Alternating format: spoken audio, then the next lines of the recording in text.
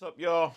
Uncommon NASA. Thank you for the tremendous response on the Pitchfork video that I did for a brand new channel like mine. That was really cool to see. I get that Pitchfork is kind of low-hanging fruit, so stick with me to some of the other topics, but super thank you for that. In relation to that, I just want to say a few things. Like, YouTube comments aren't like important, but a lot of people, for better or worse, kind of were like, oh, this is just a list of your favorite albums and blah, blah. It's like, read the title. Like, I will never, I promise you, on this channel, I will never, ever give you a top 10 countdown of just my favorite albums, particularly favorite albums in hip hop, because it does not matter what I think. That's not important. It's not why I started a YouTube channel to talk. Everything that I do is going to have a little bit of an angle to it.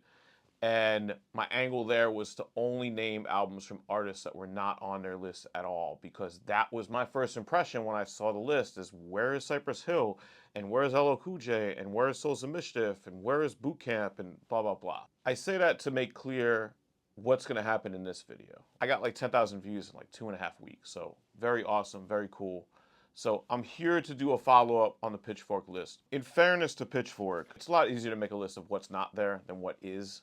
The reasons why the list was so confusing to people, I think, is because there were some legitimately dope albums on that list. And there were some legitimately dope albums that you may or may not be familiar with if you're the average fan.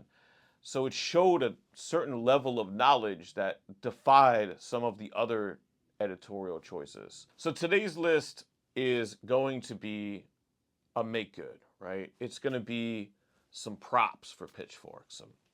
We've got our top 10 most surprising entries on the list, but they get more and more pleasantly surprising. That's the theme of the video. There is no favorites. It's not a favorite list. It's not a favorite list on there. I also should clarify, obviously, Illmatic, Supreme Clientele, Only Built for Cuban Links, Liquid Swords, Criminal Minded, on and on and on.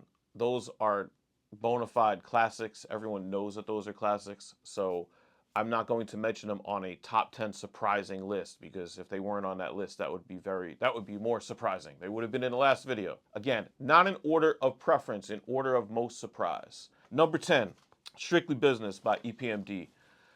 The reason it's number 10 is because it probably falls into the category of some of the other albums that I mentioned where they're just bona fide classics and everybody knows about it. I don't know, based on some of the other choices, I'm not sure that I would expect EPMD Strictly Business to be number 33 on their list. It beat out a lot of albums that are maybe more widely known these days, but it's the first time you got to hear Eric Sermon and Paris Smith doing their thing, and they came with something completely different. A lot of people might point out like, oh, well, they're also doing G-Funk samples, and so there's a little bit of influence either from the West Coast or to the West Coast. I think it was probably a two-way street in terms of the way that EPMD did their production. I think the way that they approached the G-Funk stuff was a little more sample and chop and bass heavy than a lot of the early, say, like NWA music. It was more like that 86 BPM tempo, that hard tempo. When you hear about like their recording techniques, they're doing like a lot of tape looping on like 2-inch and 1/2-inch tape, and like, they had old school sort of recording techniques from the engineer that they were using at the time in Long Island. If you dig deep enough into the way this record was produced, you'll really come away impressed, and it's just an album full of classics. Coming in on their list at number 57, the 9th most surprising or pleasantly surprising listing here. Another record that maybe some people would say, well, obviously this is going to make a list of 100, Fear of a Black Planet by Public Enemy. I'm not surprised Public Enemy made the list. They actually made the list for Pitchfork twice, so props on that.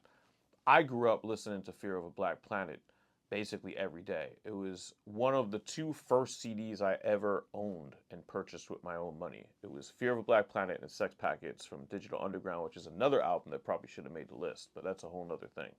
My point is, Fear of a Black Planet was on just regular rotation. It was my first Public Enemy album. Rebel Without a Pause is probably the first song I heard from Public Enemy and Fight the Power. And that was like in between these 2 releases. Like Rebel Without a Pause, I believe, was originally just a B-side to My Uzi Weighs a Ton.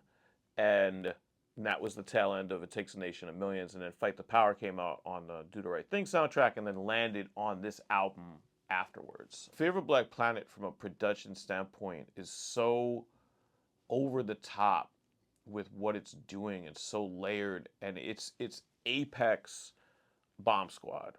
It's so much happening, but it all makes sense if you have a musical enough ear to kind of understand what they're trying to put down. And just an amazing concept. I mean, it was, honestly, like, I mean, in 1991, Fear of a Black Planet as a concept was controversial to say something like that. And if you really get into like the background of what they're talking about, the timing of America becoming a majority minority country, it it's just completely different and hasn't really been matched since. I think to me, it's my favorite Public Enemy album. Takes a Nation of Millions is right there, 1A and 1B. And I'm glad both of them made the Pitchfork list. So again, this is about giving props now, trying to pay back for my first video.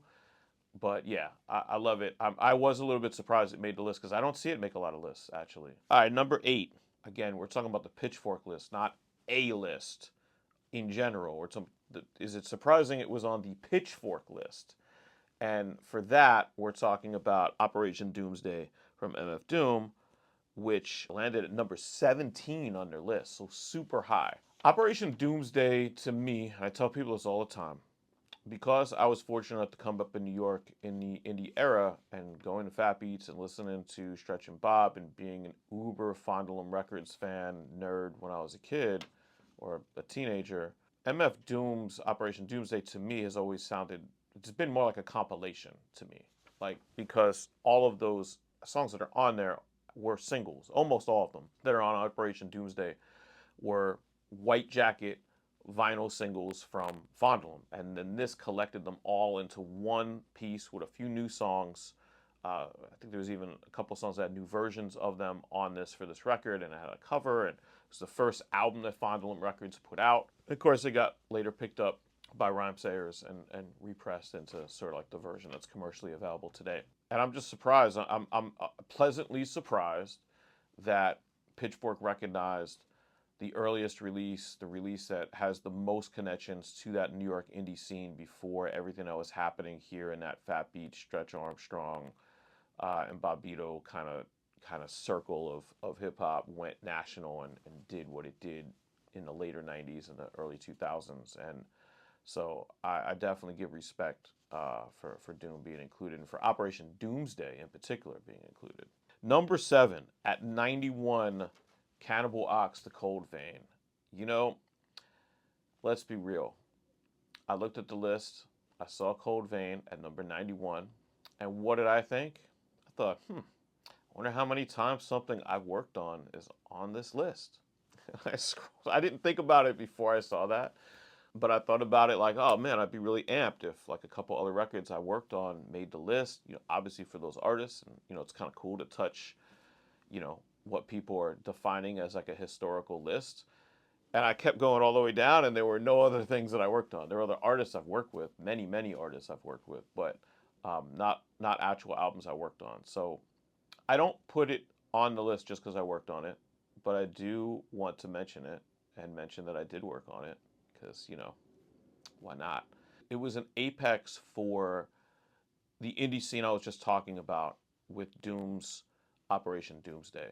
And I say that because The Cold Vein was a culmination of the press buildup about what was happening in New York as an independent scene.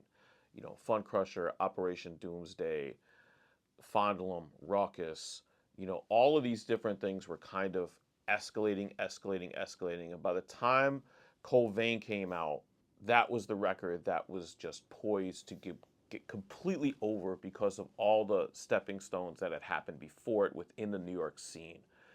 And of course, the quality of the album and the uniqueness of it, hearing L's production get a little bit more synthesizer based, whether it's a sampled synthesizer or a played one. It was a big change in L's production. Nowadays, he's known for these sorts of things, but L I had not noticed or really seen it pushed L using like straight breakbeats. And there are straight up breakbeats on this record, you know, that are fairly uninterrupted. A lot of company flow, Funk Crusher in particular, is drum chops, you know, where he replayed them on the keys on the EPS 16. When you're listening to Cold Vein, it's just straight, you know, if you listen to like Iron Galaxy, it's just a straight breakbeat, and then he's laying down synthesizer based samples or actually playing synth over the top, or both. And that was different. And then, of course, Vass and Vortal, you know, bringing everything that they brought to this record is totally different to hear El produce for those kinds of rappers that just were younger and had a different perspective. Their mission statement of what they were trying to do on their record was so different than what Funk Crusher was. And it's not to take away from Funk Crusher or Cold Vein. It's just hearing the same production being applied in two different ways. That was what was really key about Cold Vein in the moment at that time and why it got over as big as it did. Number 6, The Far Side, Bizarre Ride to The Far Side. This came in at number 77 for them. I guess it is pleasantly surprising. It's hard to put into words how big a phenomenon Passing Me By was at the time and how much it deserved to be that phenomenon. It's still to this day a brilliant song. It's an album that I really enjoyed a lot when I was younger. I had this on cassette, and the cassette version of this actually had one of those weird J cards that sort of like kept going on the back where the two pokers go through the cassette, and so it wrapped around the full jewel case of the cassette. And so when you opened it up and took it out, it was a full, it wasn't just a half on the side. It was a full like panel on the extra. And so you had this huge sort of like cassette poster of the art, which is incredible. I listened to it again recently when I was preparing this because I hadn't heard it in years. And it's a very loud, disruptive record that you really have to be in the mood to hear. And I don't say that to knock it. It's just, I always felt that at the time too. This is just raw out the gate, you know, outside of Passing Me By, which is a little bit more cleaned up than the rest of the record. Like, this is just these guys wilding out, and that's what's awesome about it. It's a beautiful piece of work because of that. And I just want to shout out Bizarre Ride to the Far Side, 93 to Infinity, Y'all So Stupid's Van Full of Pakistans, Boogie Monsters. There was a big movement at that time, what I guess in retrospect you can call like skater rap, even though that's a terrible term. Albums and songs that were from larger groups, you know, of 2 to 4 people from different parts of the country outside of New York City for the most part that had this style about them. And it was like jazzy, but it was experimental, and it was just a little bit different than the norm. You know, obviously like, you know, something like De La Soul or Tribe Called Quest kind of started this rolling, but I think Farside took it even further toward that sort of like mass appeal of like a different style of hip hop that was authentic. It wasn't like it was not street. It's just it wasn't as thuggish as a lot of music at the time. Thus it had a certain appeal, but at the same time it was experimental enough and left field enough that it took that appeal and it spread what could be possible in hip hop to a wider range of people. Number 5, Shabazz Palace's Black Up. Pleasantly surprised that this landed at number 76. It actually landed one in front of Bizarre Ride to the Far Side, as it turned out. This is an interesting album too. Like, I talked a little bit about the production style of Bizarre Ride, and this record also has a production thing that I'm not huge into, which is that I've always felt like the vocals on this album are just too low for my ear. I just want to hear more of what he's saying, for fuck's sake. I say that frustratingly because I love the production, and I love his voice and the way that he delivers and how different this was when it dropped. And there were a couple of EPs that came out before this from Shabazz Palaces, so I had already known what to expect. But then when Black Up came out, it was big, you know. And you know, on the last list of omissions, I talked about Ex-Military from Death Grips, and Shabazz Palace's Blackout came up around the same time period, and while they have very different approaches and styles, they both represented a new wave of experimental hip hop. And, you know, from industry veterans, I won't get into the history of Death Grip because that's for that conversation, but obviously Ish from Diggable Planet's part of Shabazz Palaces. So you've got like an experienced hand coming into a new, fresh project. And it was really exciting to see. I love the album. I actually listened to that as well in preparation for this video again because I hadn't heard it in a long time, and I really enjoyed it. And there's just so many amazing bass lines and production pieces, the drivingness, the wonky titles, you know, like all lowercase sort of like sentences, and it's just a really cool record.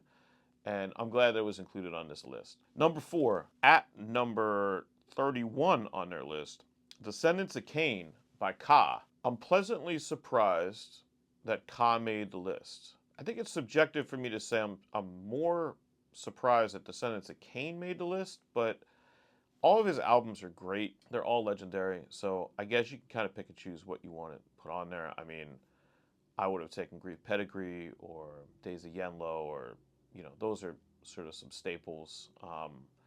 Knight's Gambit is amazing. I mean, all of his albums are great. So you kind of can't go wrong. To some degree, maybe the disappointment is that there weren't more Ka records on here. And I know that for some people that may sound like, all right, take it easy, but I think history will tell you that Ka, I think most people know it now, but history will definitely confirm that Ka is one of the greatest lyricists of all time and one of the greatest writers inside or outside of hip hop in terms of music or poetry.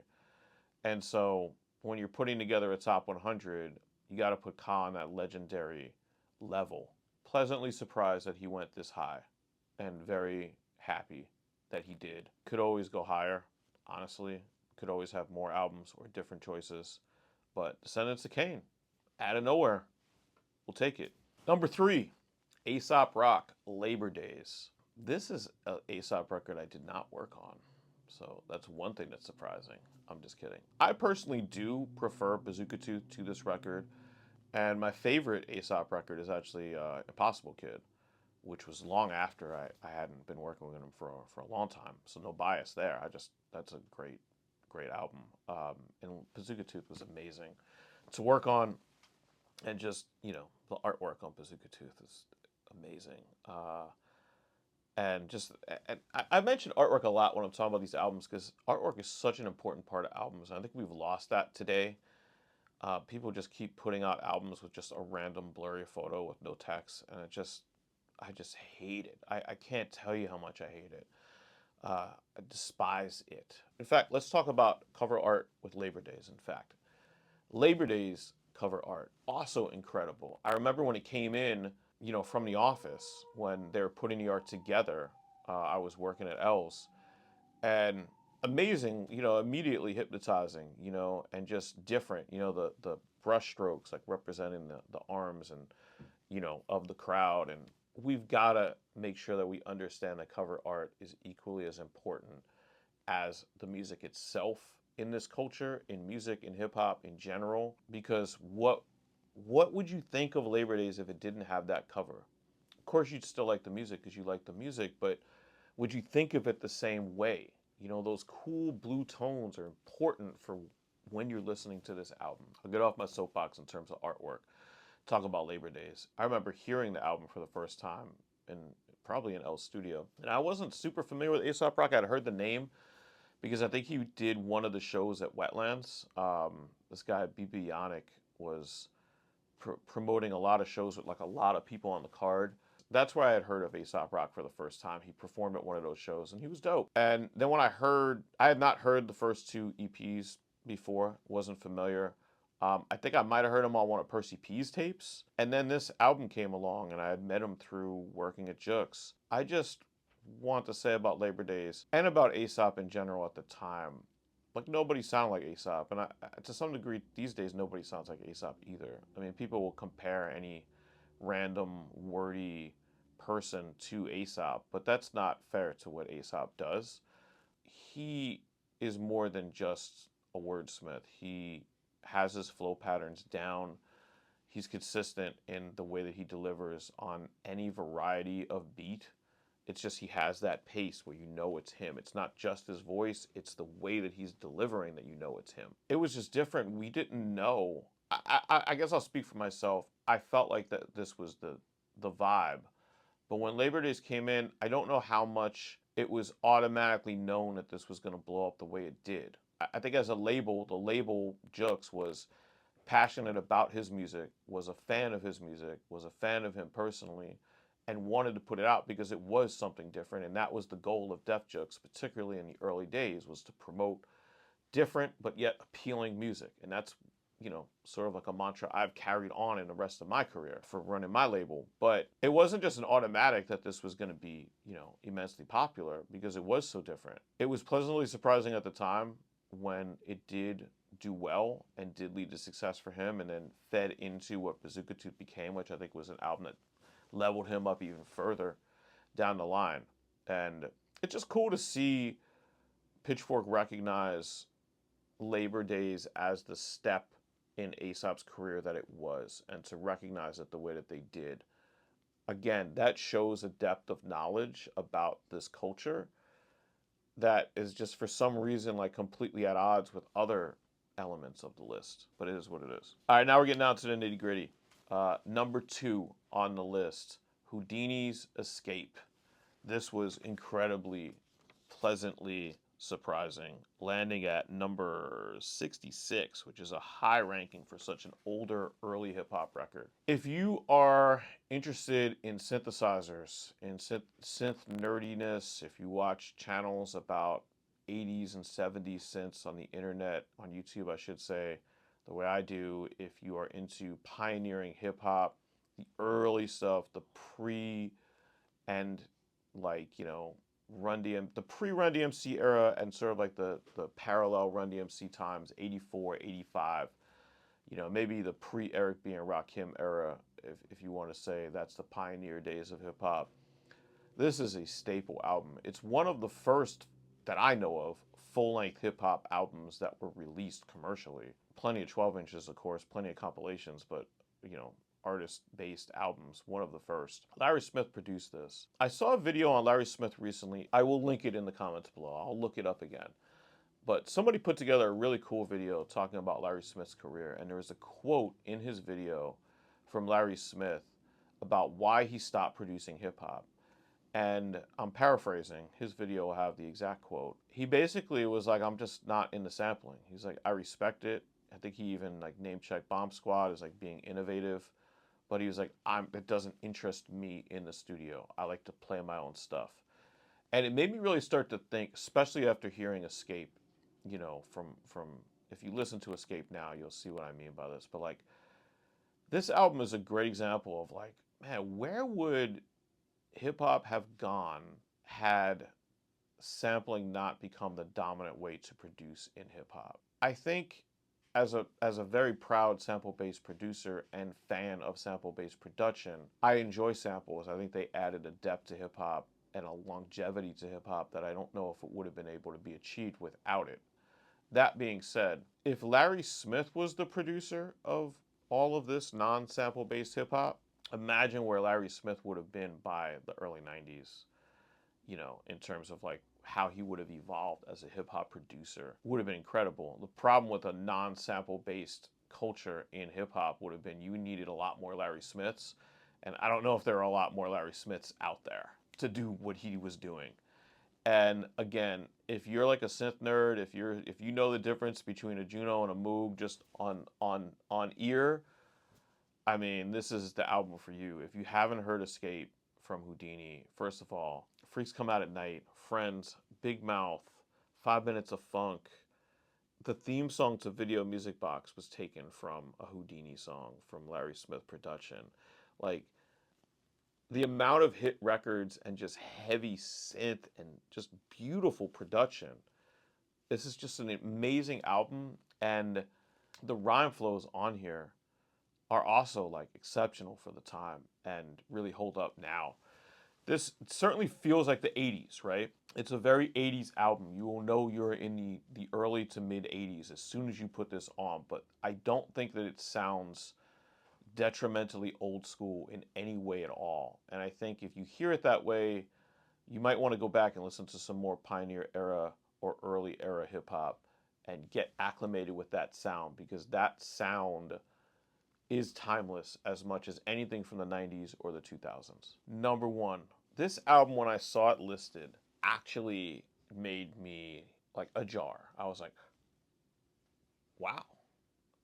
This is probably by far the most surprising. I was pleasantly surprised by Escape and Houdini. I did a dope to it, but like when I saw this album, it was like, oh shit! Like I had no idea that this would be on there because I just didn't expect it of Pitchfork. And that album is Coogee Rap's 456, which landed for them at 68 even. So it was like you did a lot of scrolling before you even got to this album. So it was pretty far up for an album that not everyone regards the way they should. This album will not be for everybody. I also re-listened to this one in preparation for the video, and I love this album when it came out. It's just full of fucking bangers. Again, it's not going to be for everyone. There's a lot of like more than four letter F words in this. There's a lot of violence. There's a lot of thuggery. It is a Coogee Rap album to the fullest, and maybe that's not for you. Whatever, that's fine. But this album, if you want to hear that style of hip hop, this is the album. There are lines on here. Put more holes in my beef than White Castle burgers. Just crazy shit on here. His flow patterns, that multi-syllabic pattern that he developed over the years, you know, that he was known for, was all over this album. There's two appearances from like a young MF Grimm on here. Nas is on Street Dreams. This record bangs. There is no skips on this album. There's a flip of like Watermelon Man, I think, from Herbie Hancock, which I'm not a sample snitch, but like that's just so obvious that obvious. I think they even have it on the CD art. Money on My Brain, that's the song that's on. But like, yeah, this album is untouchable in terms of like Thug Records, and the production is crazy good. I don't even know. You know, it's harder to make a video where you're agreeing with somebody, you know, like, but man, like, I don't know. I guess I could controversially agree with this album. It should be appreciated more than it is. I think G-Rap's career was kind of derailed by whatever happened with the major label after this record, and then just being on the shelf at Ruckus for who knows what reason before Giancarlo, if I'm saying that right, story came out. I was a little bit surprised that they didn't put Coogee Rap and DJ Polo's Live and Let Die on here, because that had Ill Street Blues and On the Run, which were, I mean, it's a side story because it's similar vein music to 456, and it's in that era of Coogee Rap, probably his strongest era to me. When Ill Street Blues came out, it was fucking on. Like, when Ill Street Blues came out, it was like when New York State of Mind came out, or when the whole Illmatic album came out. That song was everywhere. You could, DJs were pulling that back for that beginning, like they would pull that back. You'd hear Flex and Red Alert pulling that back and playing that over and over again on the radio. It was the song in New York.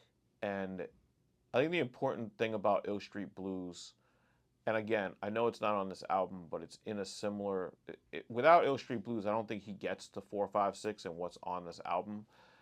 Ill Street Blues showed that a guy that was from the early days of hip hop, or sort of like maybe even just the second wave of hip hop, with a name like Coogee Rap, he was hard enough to make Coogee Rap one of the hardest names in hip hop history, known for this kind of music.